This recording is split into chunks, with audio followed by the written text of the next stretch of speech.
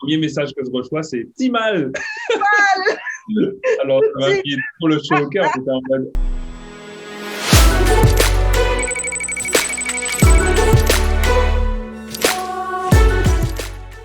Bonjour, bonjour, je suis Joanna aka Jojo. Je suis très contente aujourd'hui parce que je suis avec Manuel Sansili. Alors Manuel, je viens de le connaître, il fait partie, il vient, bon, comme vous devez le savoir, hein, je travaille chez Unity et Manuel est le deuxième Guadeloupéen chez Unity et il est à Montréal, c'est tout ce que je sais. Aujourd'hui, je ne vais pas vous donner de bio parce que je veux vraiment qu'il puisse parler de lui, parler de son parcours et nous dire en fait comment on peut vraiment commencer à créer un écosystème du jeu vidéo en Guadeloupe. Alors, Manuel, bienvenue. salut Jojo. Alors, trop content déjà d'être sur ta plateforme parce que on voit comment ça grandit vite. Merci. Je suis très déçu parce que tu m'as rappelé du coup le titre de premier Guadeloupéen chez Unity. Tu m'as pris l'herbe sous le pied. Mais en même temps, je suis super heureux parce que en arrivant, la première chose que je vois, c'est bienvenue dans le Black Community. En plus, on était dans le Black History Month parce qu'on arrive en février 2021. Tout à fait. Le premier message que je reçois, c'est « Mal !» Mal. Alors, ça m'a mis trop le chaud au cœur. J'étais en mode, OK, mais c'est qui cette personne? Faut qu'on contacte. Et voilà, hein, Yeah. Ça fait du bien. En plus, tu travailles pour la communauté XR et AR, etc.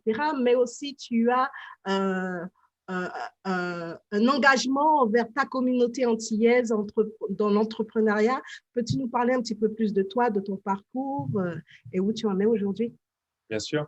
Alors, j'ai un parcours un peu hétéroclite parce que ça a commencé, on va dire, aux Antilles. Mon père, c'est Richard Victor Saint-Silly, qui est un plasticien assez connu de la Caraïbe, qui a aussi fait ses marques à l'étranger. Et ma mère est professeure d'art plastique au lycée, au Collège du Moule. Donc, du coup, j'ai un petit peu eu cette upbringing, comme on pourrait pas le dire, quand j'étais petit, qui m'a un peu lancé dans l'art. Mhm. Mais ma façon de rester toujours derrière mon ordinateur quand j'étais jeune, d'être très dans la technologie, m'a poussé vers une université qui s'appelle Supinfo, qui est assez connue maintenant en Guadeloupe, en Martinique et dans le monde, qui a plusieurs campus. Mhm. Et c'est très simple. Au moment où j'ai fini mon baccalauréat, j'ai eu le choix j'avais des bonnes notes à l'école, donc je pouvais choisir un petit peu ce que je voulais faire. Mais j'avais peur de me lancer dans tout ce qui était pharmacie, droit, les choses dans lesquelles on me poussait en fait automatiquement. Mhm. Et j'ai choisi de faire du design. Malheureusement, il n'y avait pas d'école en design, en Guadeloupe du moins. Et Mhm. ma mère ayant souffert d'une maladie à l'époque, je me sentais très mal à l'aise de quitter la Guadeloupe si vite. Donc, j'ai cherché en fait quelle université existait sur place qui m'aurait permis de au moins commencer mes études. Et je suis Mhm. parti avec Supinfo qui venait d'ouvrir son campus littéralement en 2017-2018. Ah, OK. Je me suis inscrit à l'école. C'était Mhm. un peu cher. Euh, et en arrivant, j'ai réalisé qu'en fait, il n'y avait aucun cours de design à Supinfo, que c'était littéralement du code, du droit dans le code, de l'agile, qui sont des matières au final qui ont été très importantes dans ma carrière. Mais au Mhm. début, disons que ça a été un petit peu un coup manqué. Je pensais vraiment m'inscrire dans une autre école qui avait un nom similaire et qui Mhm. était dans le design. Mhm. Alors, fast forward, au bout de 2 ans, donc, finalement, j'ai continué avec Supinfo. Et Mhm. un de mes camarades, justement, à l'époque, était parti à Montréal rejoindre euh, je pense qu'il avait de la famille ici ou des contacts. Mhm. Et nous, on était dans la deuxième année à Supinfo qu'on se disait, ça a l'air de bien se passer pour lui, peut-être qu'on va tester aussi l'aventure, parce que chaque année, on pouvait choisir un campus dans le monde différent. C'était une véritable opportunité. Je Ouais. pouvais partir en Chine, à Londres, en France, vraiment où je voulais. Et en Mhm. fait, j'ai choisi Montréal parce que le time zone était similaire. Mhm. Et j'ai toujours apprécié la neige, donc je me suis dit, pourquoi pas Montréal? On va essayer un an, on va voir. Et Mhm. en arrivant ici, donc je suis tombé amoureux de la ville. Pour ceux qui connaissent Montréal, on y Ouais, vient, on c'est ne le quitte super. plus. Ouais. Je connais des gens qui ont quitté Montréal en pleurs, littéralement, parce que c'est vraiment très, très, très touchant de vivre ici, dans un endroit très divers et Mhm. ouvert.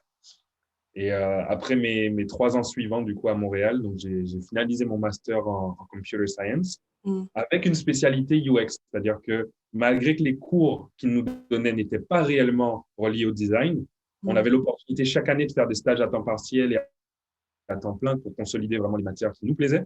Et moi, Mhm. j'ai toujours tourné un petit peu vers le consulting, vers le UX et tout ce qui se passait autour de l'expérience utilisateur.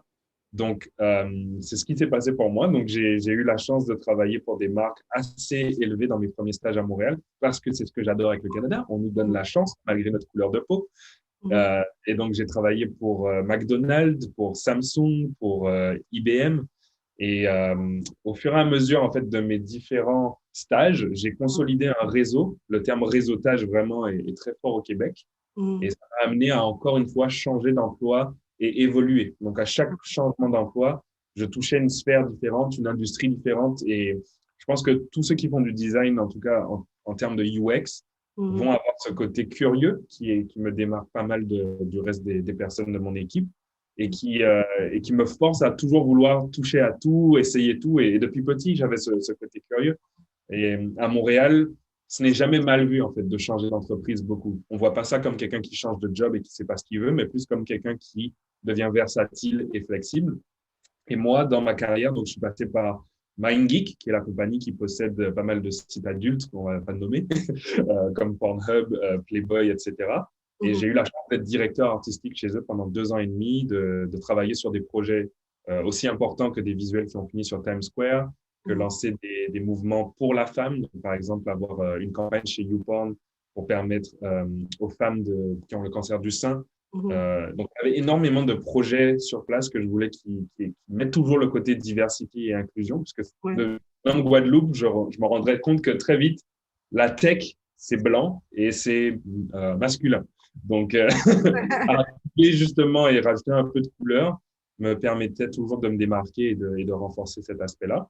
Okay. MindGeek, j'ai eu la chance de rejoindre une équipe qui s'appelait Golo, de travailler pour les Canadiens de Montréal, qui est l'équipe nationale de hockey, de travailler pour plus de 200 applications mobiles dans tout ce qui est événementiel. Je parlerai de festivals comme Oceaga, qui est l'équivalent de Coachella à Montréal.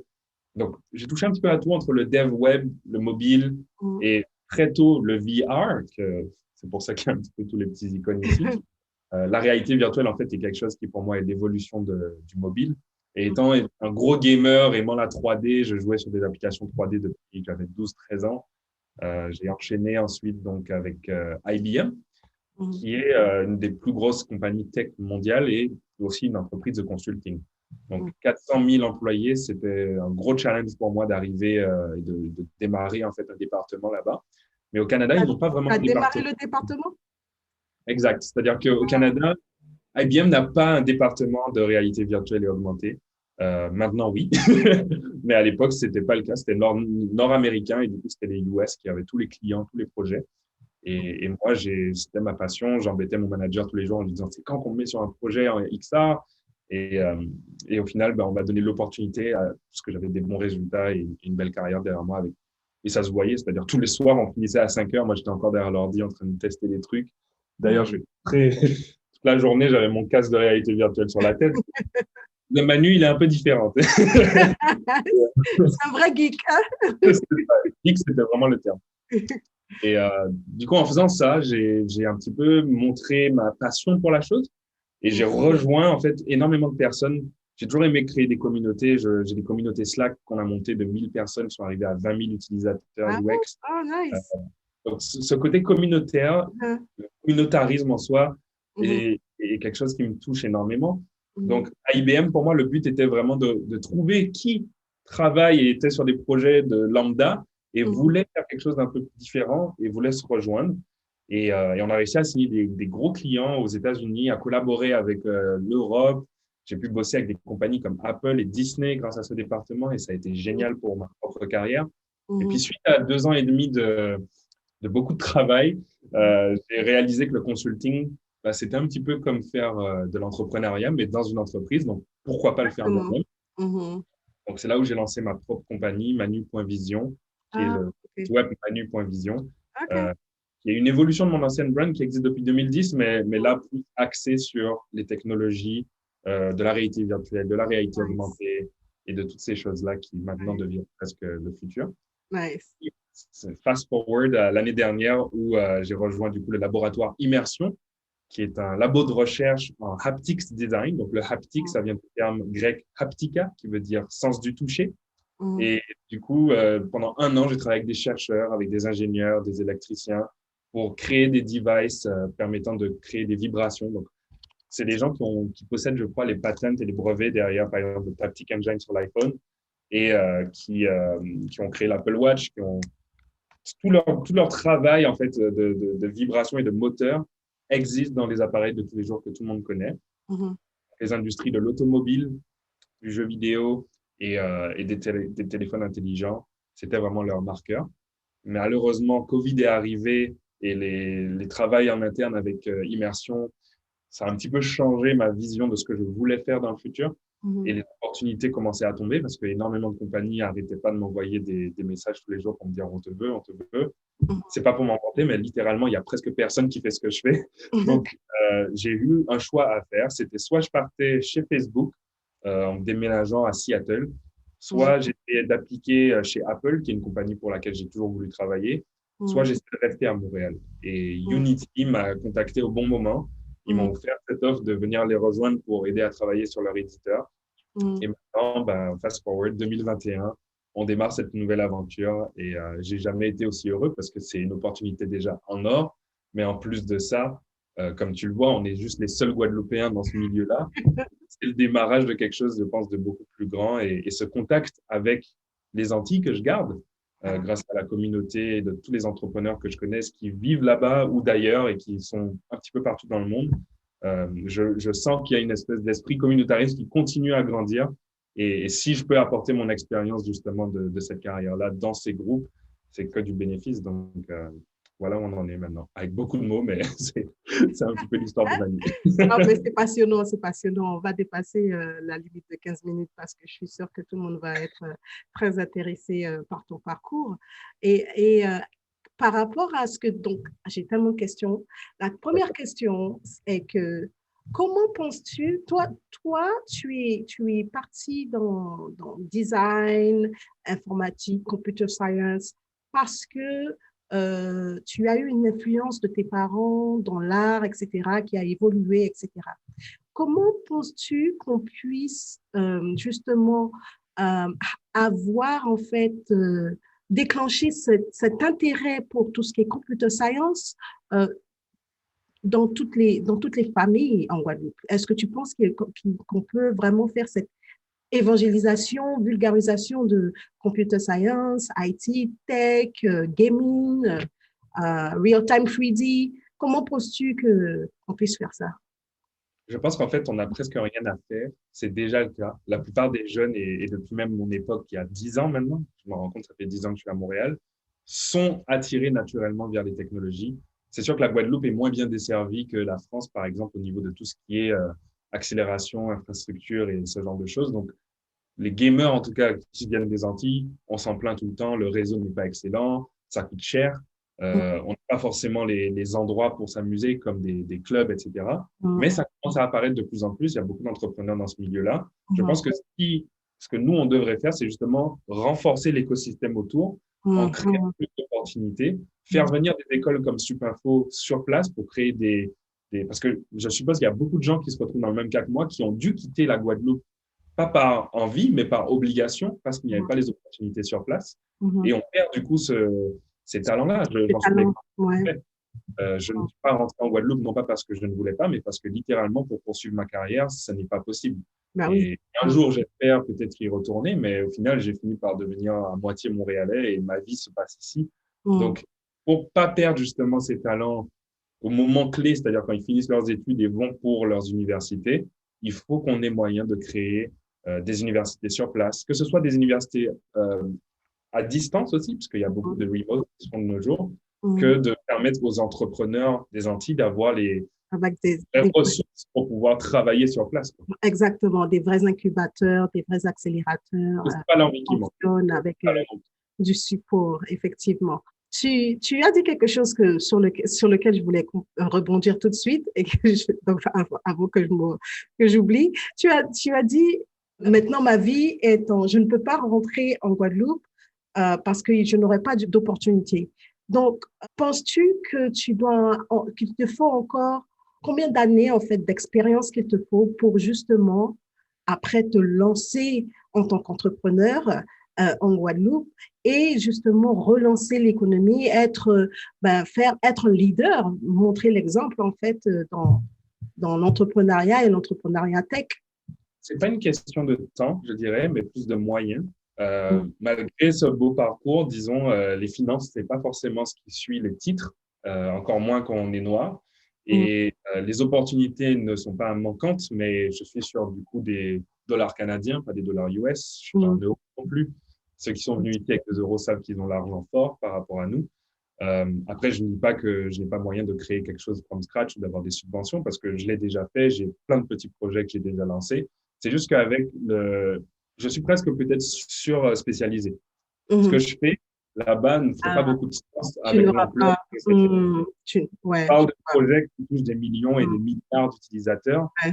Si je rentre en Guadeloupe et que je fais la même chose, on va me dire, OK, mais c'est peut-être trop dans le futur, Manu. Ça ne m'empêche pas de créer des choses en partenariat avec d'autres personnes. Tout à fait. Tout à fait, tout à fait. Oui, donc en fait, c'est vraiment en fait pour que ceux qui nous regardent en fait comprennent que des fois on veut revenir, mais des fois même si on veut revenir, on peut ne pas revenir parce qu'on n'aura pas les opportunités. C'est pour ça que on veut vraiment créer. On est dans une direction où on va créer l'écosystème local avec la diaspora antillaise, là où elle est en fait. Et là, parce que je m'adresse vraiment à mes frères et sœurs guadeloupéens aujourd'hui et je sais que des fois, oui, mais tu n'es même pas ici et tu veux parler. Tu vois ce que je veux dire? Donc, soyons candides, on va dire, soyons vraiment honnêtes avec soi-même et on a en fait toujours l'amour de notre île et on peut justement pousser l'économie de notre île, la création de talents de là où on est. Si on ne peut pas revenir. Et c'est vraiment quelque chose, en fait, et vraiment, nous sommes des patriotes, puisque nous ressemblons, et vraiment, le but de cette émission, c'est justement de vous dire, on est là pour aider, on veut montrer qu'il y a quelque chose qui peut être fait, et on a besoin de vous, on a besoin de cette cohérence et de cette collaboration avec les institutions locale, avec la diaspora antillaise, pour pouvoir justement construire quelque chose qui soit permanent et que notre culture aussi puisse être vulgarisée avec tout ce qui est tech. Puisque bon, si vous avez regardé mon autre émission avec Samuel Alexis, on a cette culture du conte. Donc, et en fait, même avec Loïs, elle parlait du conte aussi. On a cette culture du conte. Et maintenant, la culture du conte va prendre un autre support, on va dire, hardware. Et voilà, bon, parce que bon, le monde change et ne perdons pas justement notre histoire, notre héritage. Vas-y. Et en fait, tu as bien touché le point. Je pense qu'il faut vraiment dissocier les deux discussions parce que sinon, on rentre dans un débat infini de pourquoi tu rentres pas, il y a clairement les moyens, reviens. Je dis pas que c'est pas le cas. Je suis déjà rentré, j'ai lancé des projets, ils ont été profitables, ils ont marché et ça a lancé des autres startups avec d'autres amis qui maintenant vivent de ça. Donc, clairement, je pense que ceux qui disent je peux pas rentrer, il n'y a pas moyen, ils se mentent peut-être un peu à eux-mêmes ou alors c'est qu'ils ne veulent pas peut-être prendre le temps de voir ce qui existe maintenant. En parallèle, il y a ceux qui sont partis et qui ont découvert une autre pan de leur vie. Moi, j'en fais partie, c'est que j'ai choisi maintenant de rester à Montréal, malgré les opportunités. Mais pas dans l'objectif d'oublier d'où je viens, mais plutôt de poursuivre et de répandre ma culture à l'étranger. Parce qu'il y a le côté, et je pense qu'il faut les deux acteurs pour jouer ensemble, comme tu disais, communiquer. Il y a ceux qui retournent pour faire grandir l'économie sur place, et je pense que c'est faisable même à distance sans avoir besoin de rentrer en Guadeloupe. Et il y a ceux qui veulent partir de la Guadeloupe pour faire parler de la Guadeloupe à l'étranger et on a besoin de ces acteurs-là tout autant. Exactement. Je suis content de faire partie justement de ce milieu-là parce qu'il y a beaucoup de gens qui ne savent même pas positionner notre île sur la carte et il y a des Français qui ne savent pas positionner notre île sur la carte, donc imaginez l'étranger. Je trouve que c'est une belle opportunité justement de réutiliser notre histoire, nos contes. Vous imaginez pas le nombre de storytelling qu'on peut faire avec ça dans le jeu vidéo, dans la 3D, dans la réalité virtuelle. L'animation. Là, des projets qui sont un petit peu secrets, mais clairement, je suis en train de récupérer notre terroir, en fait, et de l'utiliser dans des formats qui ont peut-être jamais encore été exploités. Et j'invite tous ceux qui sont sur place ou à l'étranger, mais qui viennent de la Caraïbe et qui veulent faire ça, de connecter avec vos pairs qui sont dans ces milieux-là, parce qu'il y a clairement des personnes en ce moment qui travaillent là-dessus et qui Tout à fait. attendent Tout à fait. Tout à fait. Et ce qu'on va faire, en fait, c'est qu'on va avoir ce genre de discussion assez régulièrement, Manuel. Je ne lui ai pas dit, ça vient de venir. Donc, s'il me dit non, je vais accepter. C'est pour, pour que justement vous donner des nouvelles de ce qui se passe, faire une chronique assez régulière pour savoir en fait qui on peut contacter. Donc, je sais qu'il y a Guadeloupe Tech, je sais qu'il y a d'autres institutions qui sont présentes, qui on peut contacter pour justement commencer à tisser ce réseau, que ce soit en local, mais en international aussi. C'est sûr. Bah après, déjà, la chaîne de Johanna Ricky est sur YouTube. C'est un bon endroit parce que juste en cliquant sur chaque vidéo, on a un contact précis de quelqu'un qui fait quelque chose dans ce milieu-là. Et comme tu l'as dit, il y a tellement de fondations, de clubs. Là, on le voit avec Clubhouse, qui est la nouvelle application à la mode. Il y a déjà des groupes qui se forment. Je pense particulièrement à mon club, qui est un club de XR global. Donc, c'est sûr que c'est anglophone. Et au premier abord, on se dit, mais OK, mais est-ce que j'ai quelque chose à faire là-dedans? En fait, non, il y a des personnes qui vivent en Asie, en Europe, en Afrique, et qui clairement attendent juste d'avoir ce genre d'endroit pour pouvoir communier, parler, échanger. Et ça se fait en un clin d'œil maintenant avec les réseaux sociaux. Donc, il ne faut plus se dire que c'est comme à l'époque où il faut passer par des subventions ou des validations. Vous n'avez pas besoin qu'on vous dise que vous pouvez le faire. C'est clairement là. Tous les gens sont sur la table, il ne reste plus qu'à jouer. Exactement. Et c'est ça qui fait plaisir.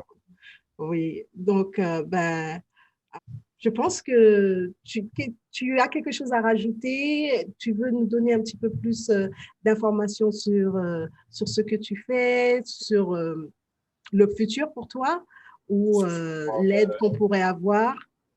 C'est clair que la première chose que j'ai envie de dire, c'est n'ayez pas peur en fait d'essayer de contacter les gens. Je pense que beaucoup se mettent un frein parce qu'ils ne connaissent pas potentiellement la culture. Et il y a des changements de culture selon si on parle de la France ou des États-Unis. Mais on a tous quelque chose d'unique en Caraïbes que je le vois vraiment quand on dit Guadeloupe, terre de champions, si je parle de la Guadeloupe en particulier, mais c'est vrai pour la Martinique, la Guyane et toutes les autres îles et territoires d'outre-mer. On dit même plus ça maintenant, c'est ultramarin maintenant. Mais j'ai vraiment l'impression que c'est vrai. C'est-à-dire que ce soit dans le sport, dans l'économie, dans les médias, on a tous en fait un champion de ce domaine-là, des champions, championnes de ce domaine-là, et il faut qu'on arrête en fait de croire que ça mérite de partir en France ou de faire autre chose pour être validé. Je pense que réellement ça peut être fait depuis les Antilles. Preach. Ah, je suis complètement d'accord avec toi. Et si votre rêve, c'est d'explorer le monde pour vous diversifier, pour trouver d'autres cultures, pour découvrir le monde, faites-le. Et si vous voulez revenir et rapporter ça, faites-le aussi. Mais en tout cas, faut qu'on arrête de croire que ce n'est pas possible ou que ça doit attendre un certain nombre d'années pour. Je pense même qu'il est déjà tard et que c'est enfin maintenant qu'on peut le faire et tant mieux. Voilà. C'est enfin maintenant. C'est pour ça que il faut qu'on puisse se rassembler tous ensemble et vraiment avoir l'envie de se donner pour notre île. Après, pour ma part, je suis quelqu'un de très ouvert et très facile d'accès. Tous mes amis et ceux qui me connaissent, ils savent que je suis joignable en tout temps. Donc, vous aurez sûrement mes liens, mes informations dans la vidéo. N'hésitez pas à envoyer moi un email, un WhatsApp, un Telegram. Enfin, je ne suis plus sur WhatsApp, mais Instagram, Twitter, Clubhouse, peu importe le réseau. Et surtout LinkedIn, parce qu'en fait, un de mes points forts, c'est aussi d'avoir beaucoup de contacts dans ces réseaux-là. Donc, en se connectant à moi, je peux vous connecter avec les personnes qu'il vous faut. J'ai beaucoup de projets, donc c'est sûr que je ne peux pas me lancer dans tout à la fois, mais j'ai des personnes qui attendent juste qu'on tape à la porte. Donc, n'hésitez pas, reach out, et ça me fera plaisir de vous mettre en contact avec les gens que je connais. J'ai même des offres d'emploi des entreprises que j'ai citées avant qui attendent des personnes de talent, et moi, je favorise toujours les personnes de ma communauté en avant. Tant pis pour les autres. C'est ce qu'on fait. Voilà. C'est ce qu'il faut faire. Voilà, on arrive vers la fin de notre petite séquence aujourd'hui.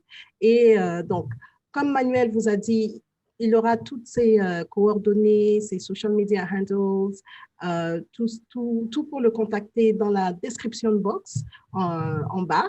Et Alors, il y a quelque chose que je voulais dire, c'est que vous avez deux Antillais, deux Guadeloupéens qui travaillent chez Unity et qui sont à fond branding. So this is my brand.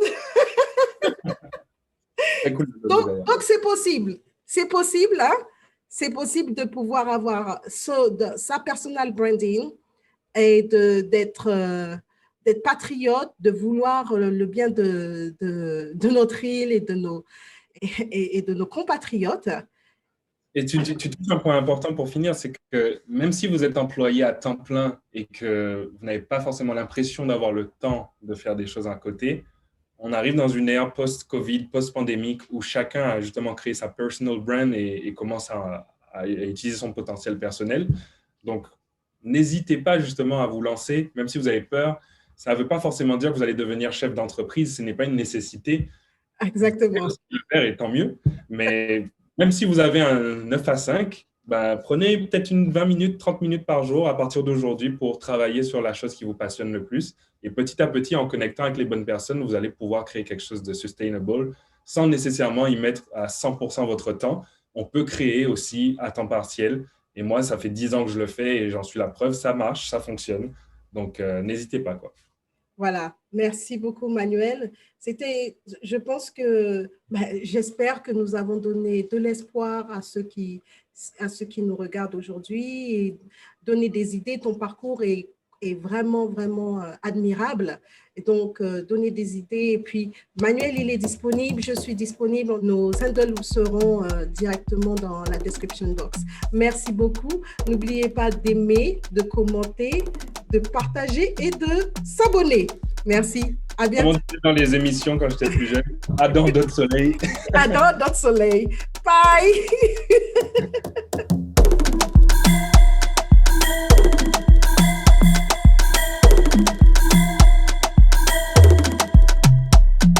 Puis appuyez sur le petit truc là, je sais pas, subscribe. Subscribe.